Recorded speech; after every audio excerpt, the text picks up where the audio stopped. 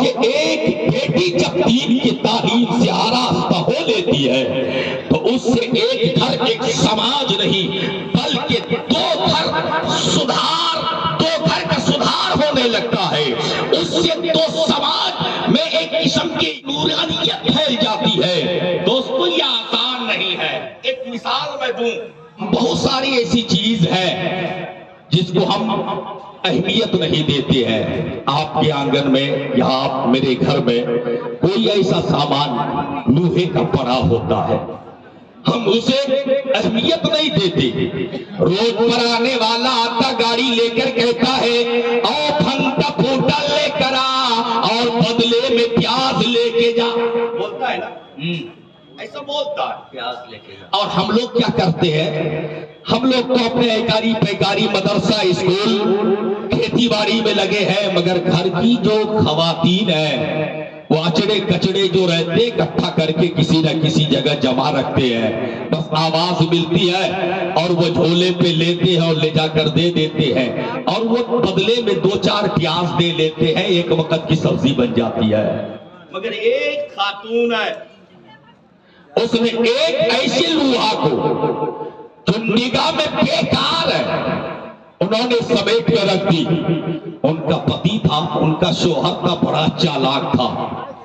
ان کی نگاہ پڑی اور ایسی ہی دنوں میں جب یہ مکئی کا وقت آیا تو انہیں ضرورت محسوس ہوئی. وہی لوہا ہے، اٹھایا، جھولے میں ڈالا اور لے کر کے یہی کنہیا باری میں مرل کے پاس پہنچ گئے اور کہنے لگا اس سے کچھ بنے گا بھی.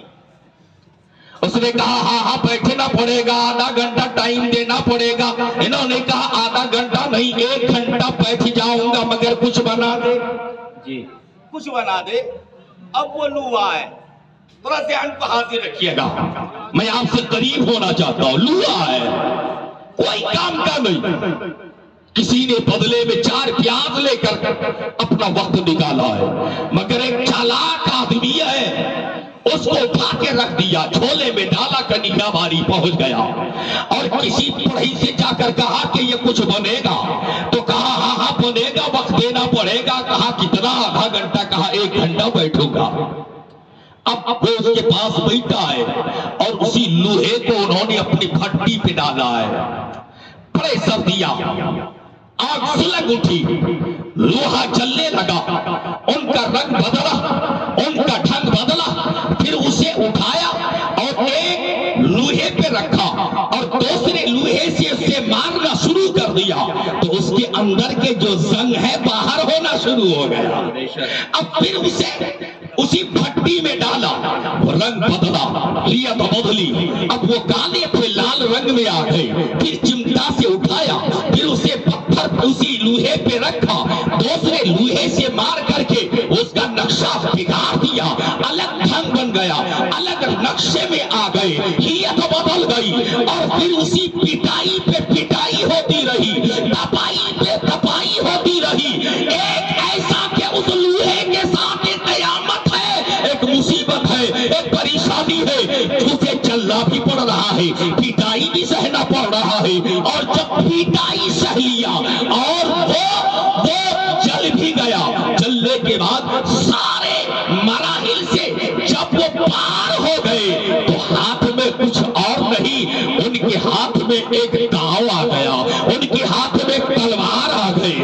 اب لے کر وہ آدمی جب اسے آنے لگا تو مولانا فیاض نے دیکھا، مولانا ساجد اقبال نے دیکھا. اور کتنے میں تو نے خریدا اسے؟ کہا کہ خریدا تو نہیں، بنوایا ہے.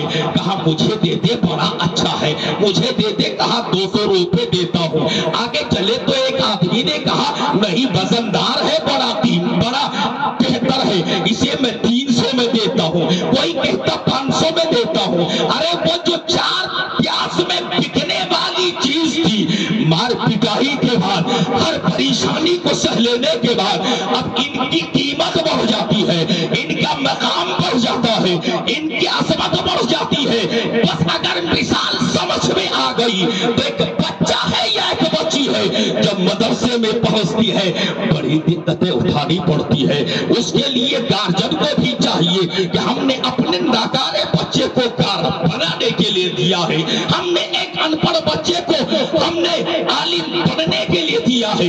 اب وہی بیٹی آپ کی دین کی تعلیم سے آراستہ ہو لے گی، دین کی تعلیم پالے گی۔ قرآن پڑھنا بیٹی سیکھ رہی ہے، سیدہ فاطمہ الزہرا کی زندگی کو بیٹی پڑھ رہی ہے، حضرت سیدہ خدیجہ الکبریٰ کی زندگی کو بیٹی پڑھ رہی ہے، حضرت فاطمہ الزہرا کی زندگی کو بیٹی پڑھ رہی ہے، سیدنا سرکار غوث اعظم کی ماں کی زندگی کو بیٹی پڑھی ہے، خواجہ غریب نواز کی زندگی کو بیٹی پڑھی ہے، وہی حضرت شاہ شرف گانگوی کے ماں کی زندگی کو بیٹی پڑھ رہی ہے۔ یقین جانو جب ان کے دل میں دینی جذبات اور دینی معلومات ان کے سینے پہ ہو تو انہیں کوئی بہکا نہیں سکتا ہے، ان کے چہرے کو کوئی دیکھنے کی کوشش نہیں کر سکتا ہے۔ چلتے چلتے ایک بات بتاؤ کہ آج اپنی بیٹیوں کو دین کی تعلیم سے آراستہ کرو، اپنی بیٹیوں کو قرآن کی تعلیم سے آراستہ کرو۔ جب آپ کی بیٹی قرآن پڑھنا سیکھے گی، آپ کی بیٹی نماز کی عادی بن جائے گی، آپ کی بیٹی دیندار ہو جائے گی، تو وہی بیٹی غریب آدمی اس دور میں ایک بیٹی جس کے گھر آ گئی ہے سر جھک جاتا ہے، آنکھیں اشکبار ہو جاتی ہے، دوست پوچھتا ہے کہ کل خوش تھے آج جو تیرے چہرے پہ یہ غم و آلام کے آثار ہیں، تو وہ سر ہلا کے بولتا ہے اب پریشانی آ گئی ہے، بینک بیلنس نہیں ہے، بیٹی آ گئی ہے، میرے پاس روپے کی فراوانی نہیں ہے، بیٹی آ گئی ہے۔ یہ کس وجہ کر بولنا پڑتا ہے؟